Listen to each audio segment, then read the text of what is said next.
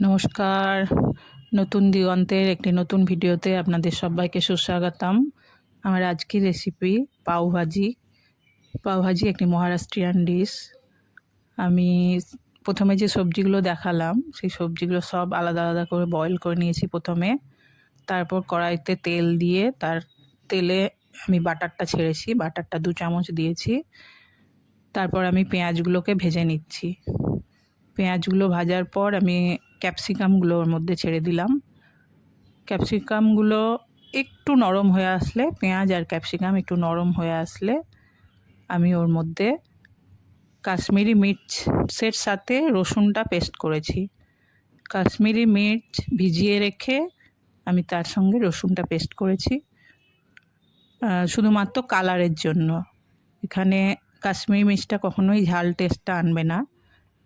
এখানে শুধুমাত্র কালার, পাওভাজি ভীষণ একটা কালারফুল ডিশ, ওই জন্য এই কাশ্মীরি মির্চটাকে ভিজিয়ে আমি পেস্ট করেছি। রসুনটা একটু ভাজা ভাজা করব, নেড়ে চেড়ে রসুনের কাঁচা গন্ধটা দূর হবে। তারপর আমি 2 চামচ কাঁচা লঙ্কা বাটা এখানে দিলাম।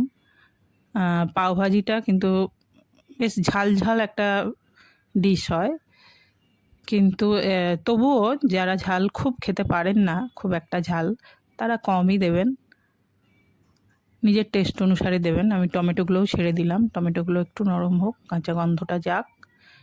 তারপর আমি একে একে আমার সবজি যে সেদ্ধ করে রেখেছি ওগুলো ছাড়বো। প্রথমে আমি ফুলকপিটা ছেড়ে দিলাম, তারপর আমি গাজর আর মটর সেদ্ধ করে রেখেছিলাম সেইটা দিয়ে দিলাম কড়াইতে। এরপর আমি আলু ম্যাশ করে রেখেছি, সেই আলুটাও দিয়ে দিলাম।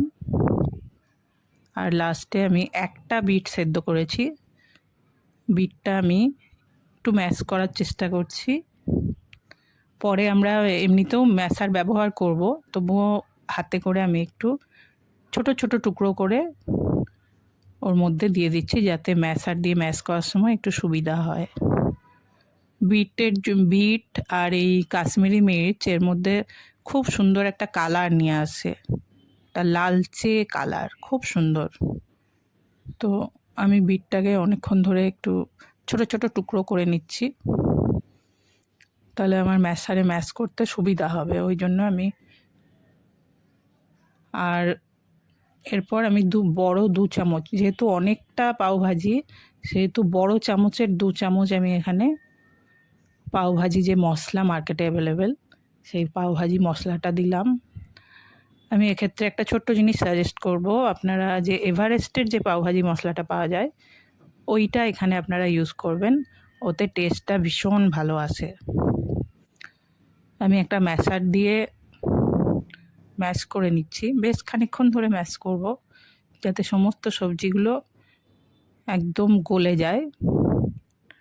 আর একটু দানা দানা রেখেই আমি ম্যাশ করব, কেননা একটু দানা দানা থাকলে মুখে দানাগুলো পড়লে বেশ ভালো লাগে খেতে। ওই জন্য আমি ম্যাশ করার পরে একটু গরম জল ওতে অ্যাড করব, খুব গরম জল নয়, হালকা গরম জল অ্যাড করব। ম্যাশ করার পর জিনিসটা আরও ঘন হয়ে যায়, ওই জন্য শুকনো হতে লাগে তলার থেকে, ওই জন্য জলের প্রয়োগটা বারবার করে করতে হবে। আর এটা একটু ব্যাপারটা একটু রস হবে, খুব একটা শুকনো সবজি এটা হবে না। তবুও এটা আপনারা আপনাদের আন্দাজ মতো রাখবেন বা রুচি অনুসারে রাখবেন, কিভাবে ব্রেডের সাথে খেতে চান সেইভাবে। আমার পাওভাজিটা অনেকটাই রেডি হয়ে গেছে। আমি 1 চামচ, বড় চামচের 1 চামচ ওপর থেকে ওতে বাটার দিলাম। আর ফ্রেশ ক্রিম যদি বাড়িতে অ্যাভেলেবেল থাকে তাহলে ওপর থেকে দিতে পারেন, এতে টেস্টটা আরও অনেক বেশি বেড়ে যাবে। খুব ভালোভাবে ফুটে উঠেছে, আমি সার্ভিং ডিশে দিয়েও দিয়েছি। ভিডিওটি কেমন লাগলো অবশ্যই জানাবেন।